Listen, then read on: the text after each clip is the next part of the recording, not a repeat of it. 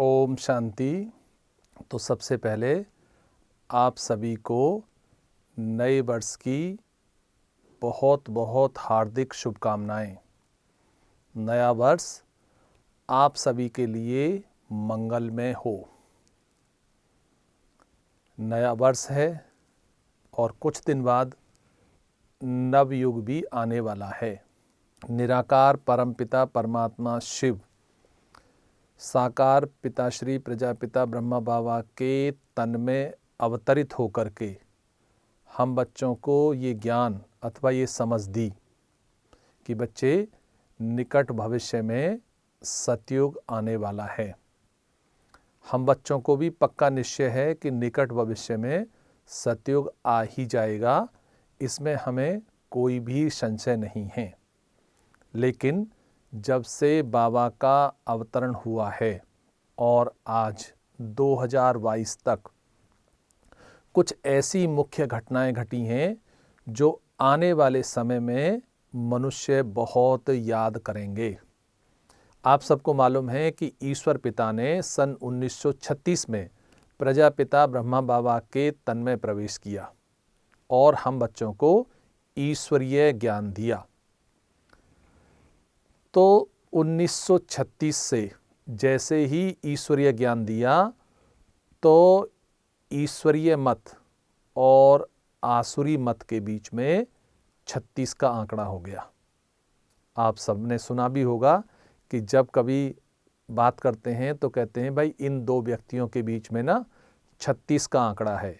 तो बाबा ने सन 1936 में अवतरण लिया, इसलिए तब से ही ईश्वरीय मत और आसुरी मत का 36 का आंकड़ा है।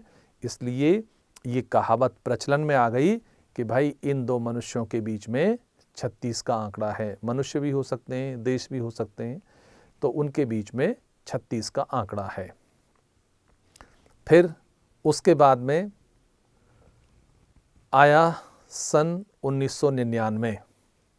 तो प्यारे बाबा ने कहा कि सारी दुनिया इस समय 99 के चक्कर में है और आप बच्चे गुप्त पुरुषार्थ कर अपनी नई राजधानी ले रहे हो, जिसको सतयुग कहा जाता है। तो दुनिया 99 के चक्कर में रह जाएगी, तो भविष्य में जब विनाश होगा तो 1999 के वर्ष को भी याद किया जाएगा। उसके बाद में फिर आता है सन 2019। मैं तो यही कहना चाहूँगा कि 2019 से इस महापरिवर्तन के कार्य में बहुत तीव्रता आ गई है और आने वाले समय में और तीव्र हो जाएगा।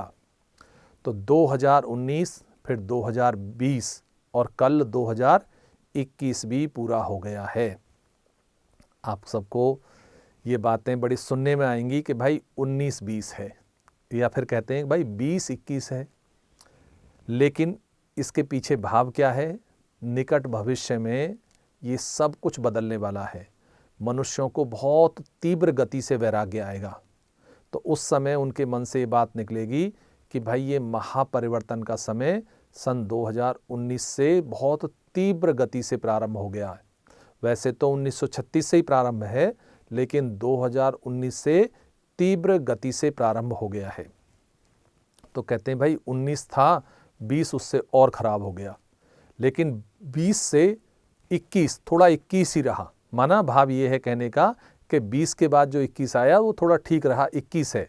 लेकिन आज तो 2022 शुरू हो गया है, तो अब आने वाले 2-3 वर्ष माना 2022, 23, 24 इसमें प्रकृति के द्वारा, एटॉमिक हाइड्रोजन बॉम्ब्स के द्वारा और साथ साथ में सिविल वॉर के द्वारा बहुत बड़ा महापरिवर्तन का कार्य तीव्र होने वाला है।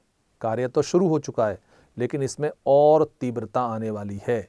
और उस समय जब मनुष्यों को वैराग्य आएगा तब वो कहेंगे कि भाई 99 भी याद है, 36 भी याद है, 19 भी याद है और 20 भी याद है और 21 भी याद है।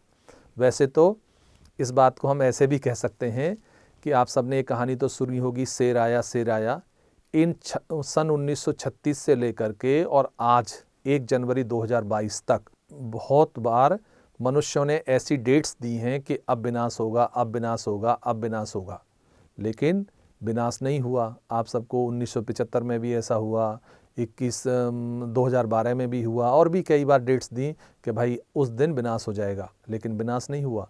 ये शेर आया वाली घटना अब भविष्य में होने वाली है।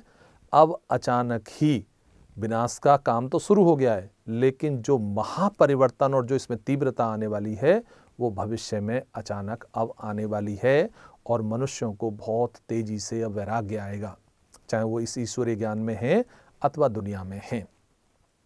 तो उस वैराग्य के कारण इन वर्षों को मनुष्य जरूर याद करेंगे, या यूं कहें न चाहते हुए भी उनके स्मृति पटल पर ये बातें उभर करके सामने आएंगी। तो आज चूंकि नवयुग अब आने वाला है, तो बाबा ने कहा है कि जैसे प्रकृति अथवा एटॉमिक और हाइड्रोजन बॉम्ब्स वाले अपना कार्य और तीव्र करना चाहते हैं, इसी तरह से आप बच्चे भी अब जल्दी जल्दी तीव्र गति का पुरुषार्थ करके तैयार हो जाओ, ताकि भविष्य नवयुग में आप अपना राज्य भाग्य ले सको। अच्छा, ओम शांति।